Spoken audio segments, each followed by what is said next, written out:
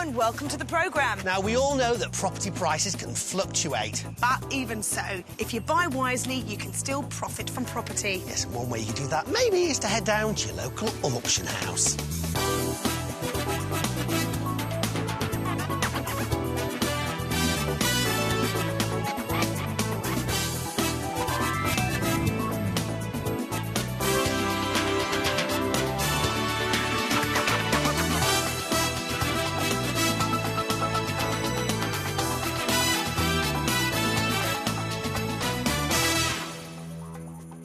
There are hundreds of property auctions available each year, so plenty to choose from. Yes, let's take a look at which properties made our buyers part with their hard-earned cash on today's show.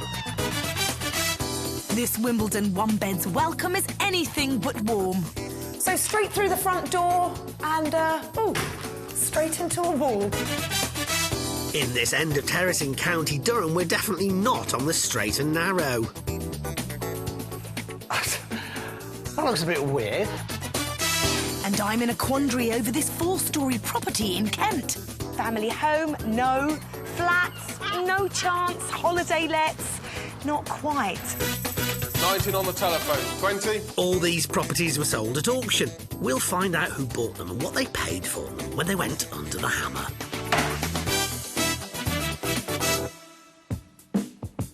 I'm in southwest London, Wimbledon to be precise, a bustling area with bars, restaurants and great transport links to the centre of the city. It's London, but it's livable. And of course, famous for one thing. Remember you're a womble, remember you're a womble, remember you're a womble. Only kidding. Of course, this place is famous for its tennis. Anyone for tennis, wouldn't that be nice? The property I'm here to see is less than half a mile from Wimbledon Tube Station, and it's in this attractive Victorian terrace, which is perfect. So the road's busy-ish and parking would be a pain, but for £210,000 guide price for a one-bedroom garden flat in this location, that's very appealing indeed. You can't often net a one-bed period property for under £300,000 round here. And this one scores extra points for being freehold. So this could be a property to, love. So straight through the front door and, straight into a wall. Nobody likes to see that. But that said, look at the wonderful space you've got here. There are lots of upsides with this room. You've got beautiful traditional cornicing, this wonderful window area. Now, it's got double glazing already. I'm not that mad keen on it. I would love to see some traditional sashes, but that will keep out the road noise, and that's a real bonus. Oh, look at this, down here. Now, if wooden floors are your thing, there are some superb floorboards, nice and wide and in really good nick, so they would come up lovely if you wanted to sand them down. There's a gas fire over here, which tells me there's no radiators, no central heating, so you'd have to get that sorted. But as far as flats go in Wimbledon, this is very positive. OK, the room will need some work, but it does have good proportions. Next, along the corridor, is the one-bedroom. And the ace for me is that it leads out to your very own garden. 15 feet of outdoor space in London is a real luxury. Less luxurious is the layout at the rear. A kitchen at the end of the hall, which offers the only access to the bathroom and separate loo. Ain't that a shame? You're the one to blame.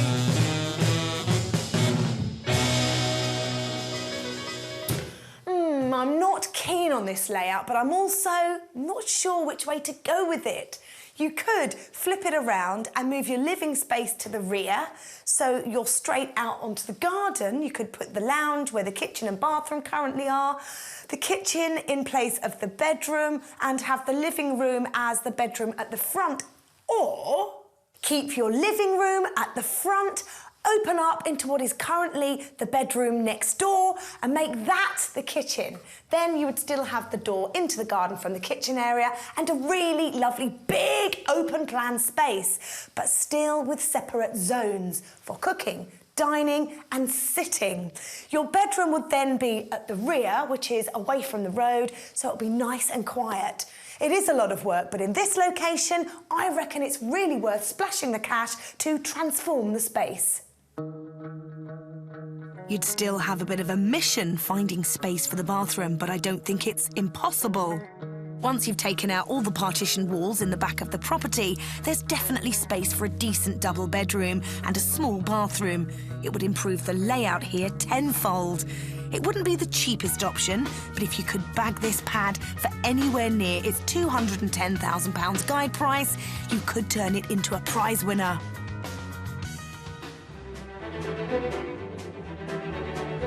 We invited a local estate agent round to see how she felt about the flat.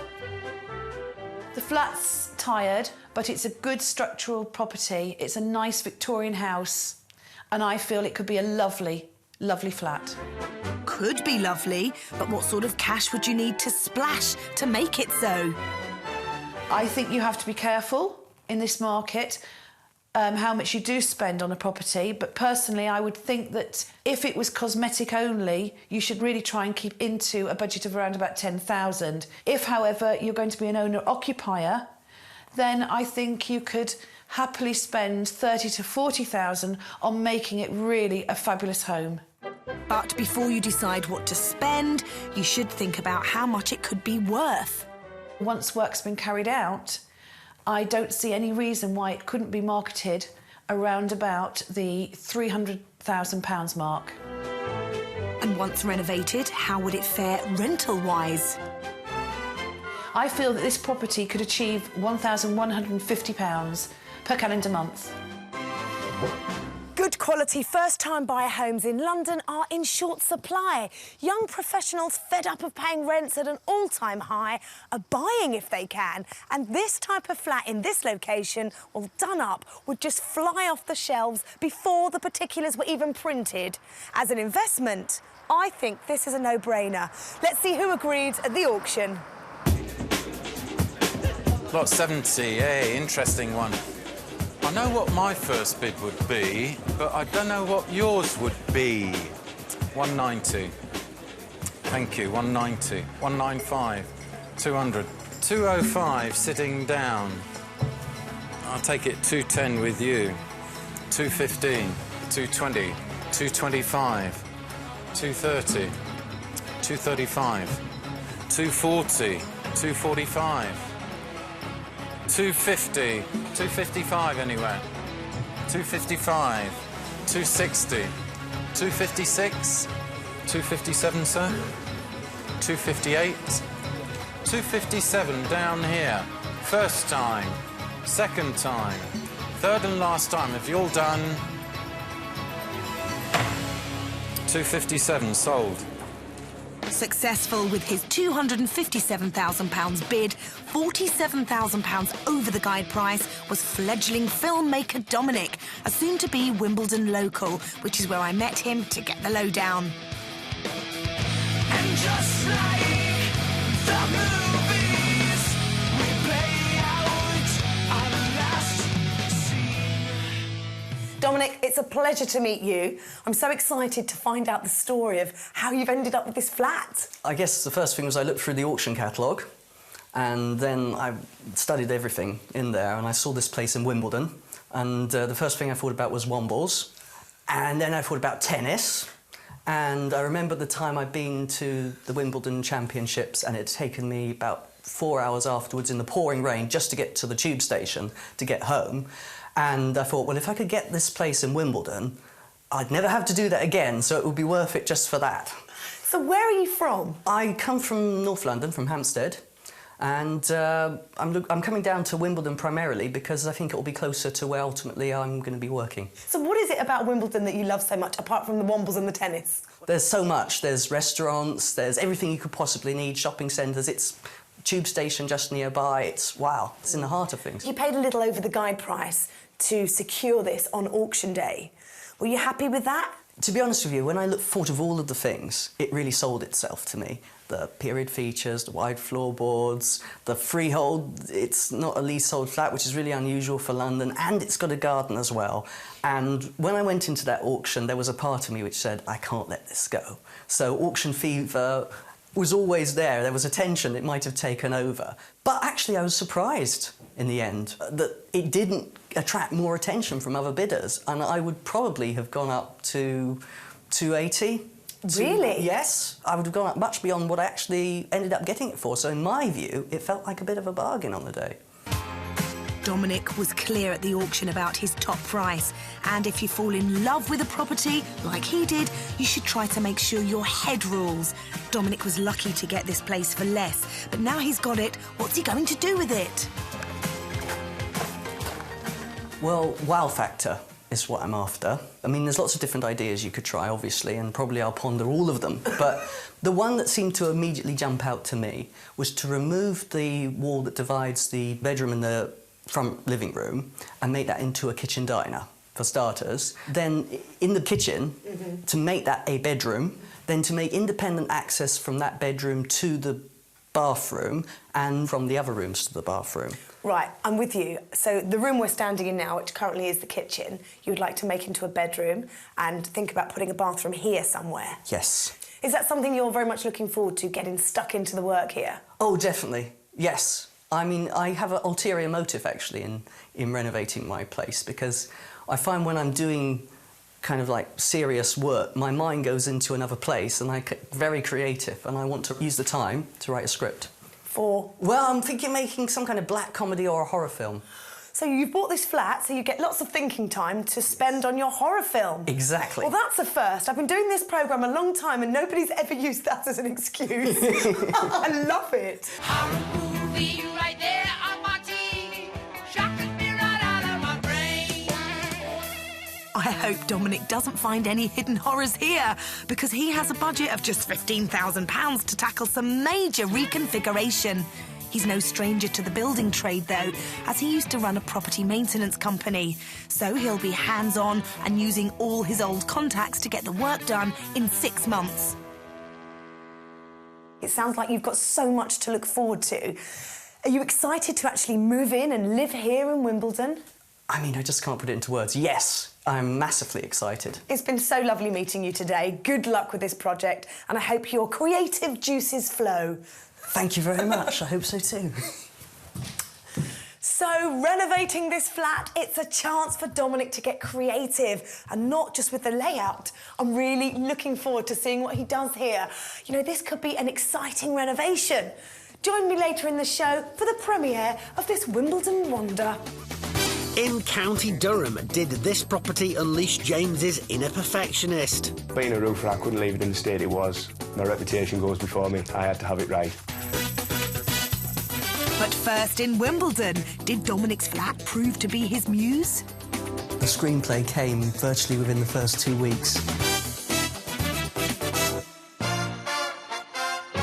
We're back in Wimbledon, London, where earlier we met fledgling filmmaker Dominic.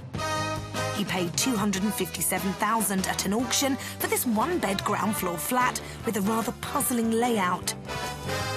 His plan was to rearrange, renovate and make this place his home. He also had high hopes it would serve another, more unusual purpose. I have an ulterior motive, actually, in renovating my place, because I want to use the time to write a script. For? Well, I'm thinking making some kind of black comedy or a horror film. So you've bought this flat, so you get lots of thinking time to spend on your horror film. Exactly. Well, that's a first. I've been doing this programme a long time and nobody's ever used that as an excuse. I love it. But just over 6 months since we last met, will I love what Dominic's done here? Has it been a fairy tale or a horror story? Don't be scared because it's just not real. I love the horror movies. Monsters and ghouls are just so groovy. I love the horror movies.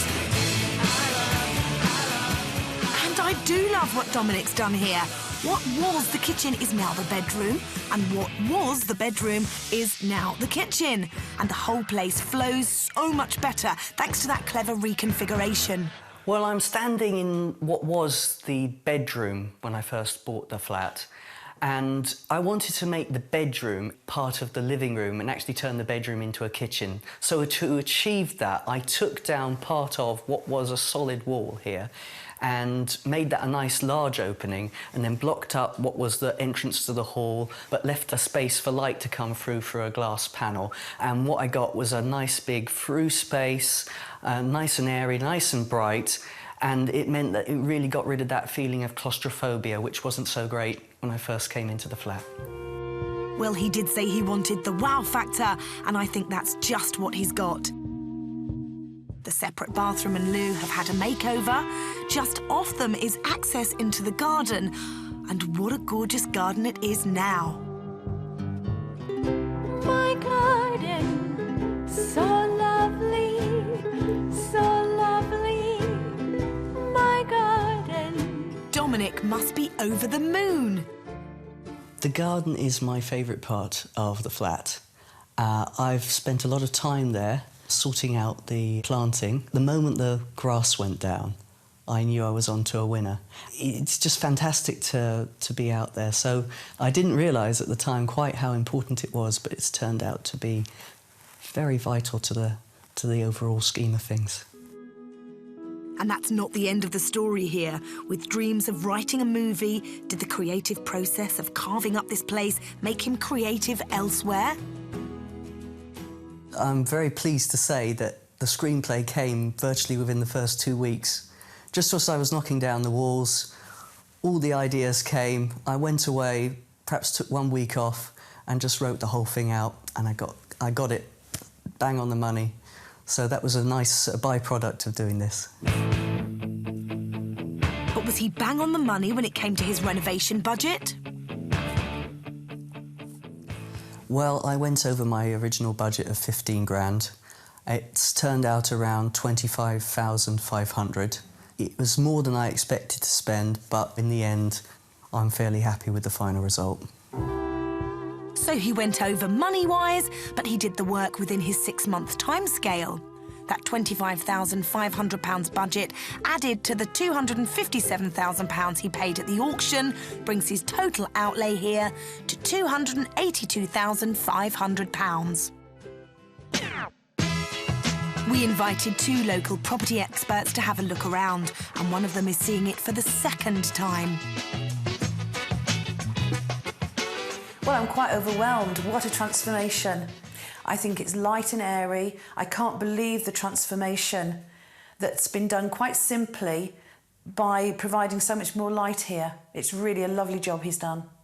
It's a nice little flat. It's clean, tidy, bright, well proportioned, and quite spacious, even though it's smaller than it looks. Making a place seem bigger than it is an impressive feat. Dominic bought this flat for himself to live in, but if he changed his mind, could it be a healthy little earner? In terms of renting, it should rent very quickly. I think about £1,200 a calendar month. As a rule, a 1-bedroom garden flat in walking distance of all the facilities in Wimbledon would certainly be able to fetch around about £1,000 per calendar month. Well, I haven't researched it, but I suppose that could be about right. You know, hope I don't have to do that, because I quite like the way it is at the moment. I'd be heartbroken if I had to see somebody else going in, but, well, that's nice to know. Will the sales values be just as nice? For resale purposes, I would expect to achieve around £325,000 in the current market. I would put this property on the market right now for around about £359,000, looking to achieve around about £350,000. Ah, really? OK. That's surprising. I wasn't quite expecting that much. £350,000, wow, that's great. Well, at least I didn't lose any money, which is always good to know. No, Dominic, you certainly didn't lose. In fact, if he opted to sell, he could make himself a pre-tax and expenses profit of between £42,500 and £76,500. But I think his love of his new home means he won't be going anywhere anytime soon. Not at the moment, no, I don't think so. No, in every single way, it's turned out to exceed my expectations.